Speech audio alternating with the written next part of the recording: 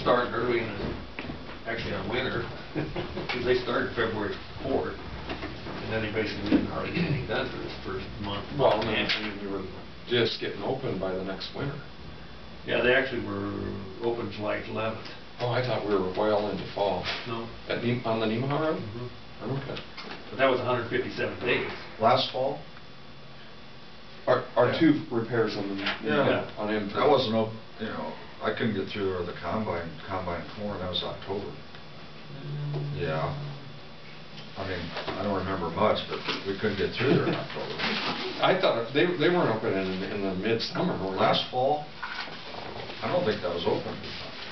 I think we still were running up that farm in Storm Lake. Maybe I don't know. Maybe it was open. Maybe it was planning. It was quite a while. 57 days. That'd be a strong 5 months. April, May, June, I don't think it was open. I think it was after October. No, it was open. No, it was before fall. It was? Yeah, but I thought it was about fall. But June 11th, I can double check that date. Yeah, it doesn't. It just, but I know there was. It did give a bad taste in the mouth because of the way, you know, they did that project, and well, you can see, especially like on the triple, the Graves bid in 252,000 was almost $30,000 under the next closest cast in place one. I really think they were bidding that trying to keep the people busy through the winter, and I'm sure as far as looking at the project itself, I'm sure they didn't make any money on it, but it kept their people busy. So, I mean, you got a trade-off there. They were bidding it cheap, I think, just to keep their forces, you know, working. But as far as productivity, it was.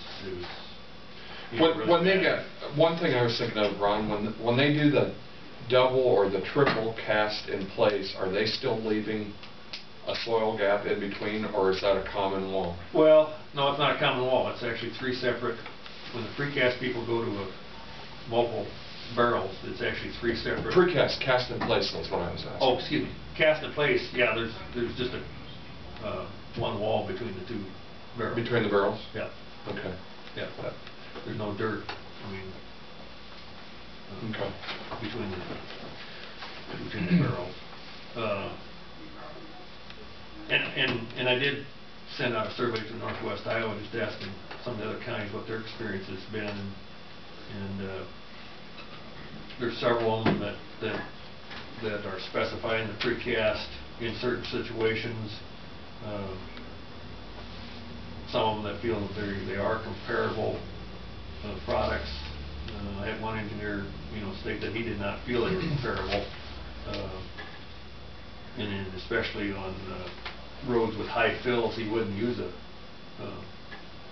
precast structure, just because if there is problems, then you got, you know, 20, 30 foot of fill over top of it, and then if you got to do something, you got a bigger problem than if it's only 2 foot of fill over top of it. But one of the advantages of precast in one county, I know,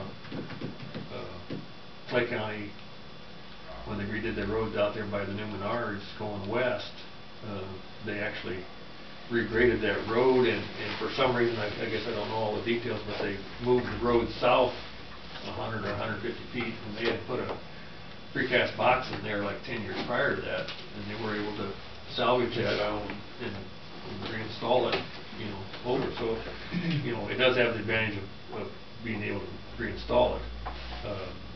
One county gave me a set of their plans on cast in place for a curtain wall at the end of the apron that goes down in the ground. With a precast, actually it's like a beam. I mean, they set that vertical underneath the end of the apron too. I can't remember. I think it's 2.5 foot tall maybe, and whatever length. But that you just set that in the ground, and then you set the apron on top of it, and there's pins that to keep them from keep the 2 together. But this other county, it was Plymouth County, where I think, and it seems like the counties that are more concerned, had more issues with the precast, were the counties that had more slope or more fall in your streams, and so you've got maybe more issues with water getting started running under the structure, or on the outlet. On the outlet, it starts washing underneath, because they were actually putting, they were pouring in place on top of a sheet pile, even on their on their cast in place. They were still using a poured in place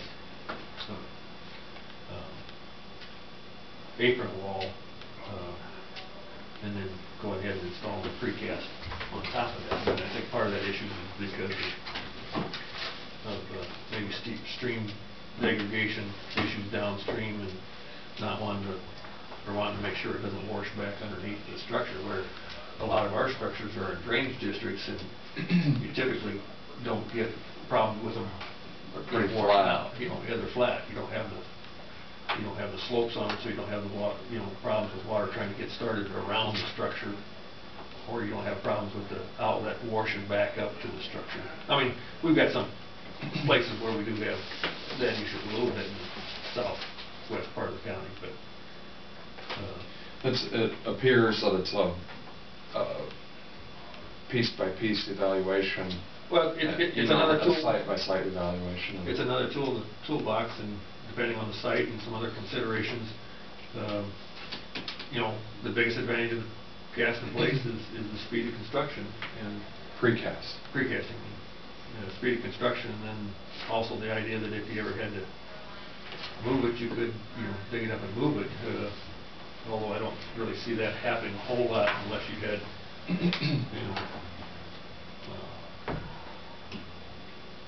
in the future some road realignments, or in a drainage ditch, if there was a chance that they do an improvement and you need to lower it, you could. That could happen very well. So,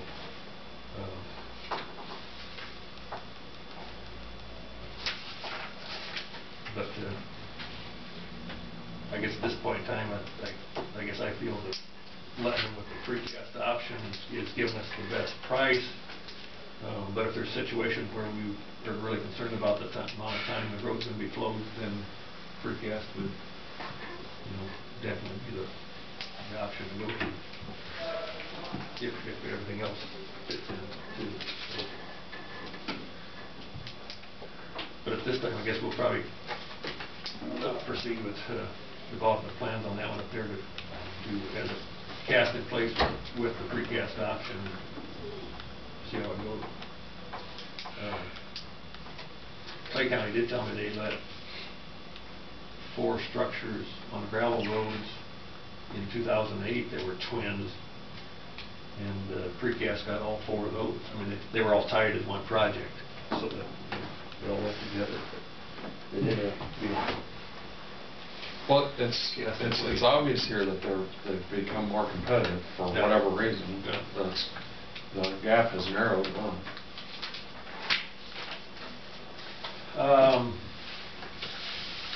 Any other comments, I guess, on that?